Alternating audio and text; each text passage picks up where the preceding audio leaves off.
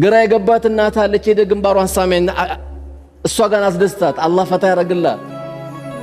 ወልይ ናቸው። ሄደ ተጠጋቸው። የለም አንተ ወልይ ነህ። ማን የከለከለ አንተ ወልይ ለመሆን? እንሰግዳለን፣ ወልይ ነን። እንጾማለን፣ ወልይ ነን። ወልይ ነን ብለን አንፎክርም። ግን የአላህ ጠላት አይደለንም። የአላህ ጠላት መጥቶ ይሻሽ ሰግደን ከሱ ጠላትነት ለመውጣት አይደል እንደዚህ ቤት የተሰበሰብነው። ወልይ የሆነ የሚጠመጥምና የሆነ ነገር ይዞ የሚሄድ እንዳይመስልህ። አንተ ራስ ወልይ ለመሆን ማንም አይከለክልም። ሐቅ ብላ በሐቅ ኑር፣ በሐቅ ኑር። በቃ ወልይ ነህ። ወልይ ማለት ምን ማለት ነው? ድንገት የሆነ ታፔላ እንዳሰጡት ምንድነው? የአላህ ወዳጅ እኮ ማለት ነው። እና የሆኑ ሰዎች ብቻ ናቸው እንዴ አላህ ወዳጅ?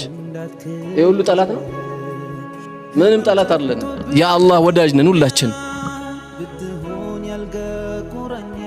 ስለዚህ በእቴ የተሰራው በወንድሜ የተሰራው የሚል ማረጋገጥ ያስፈልጋል።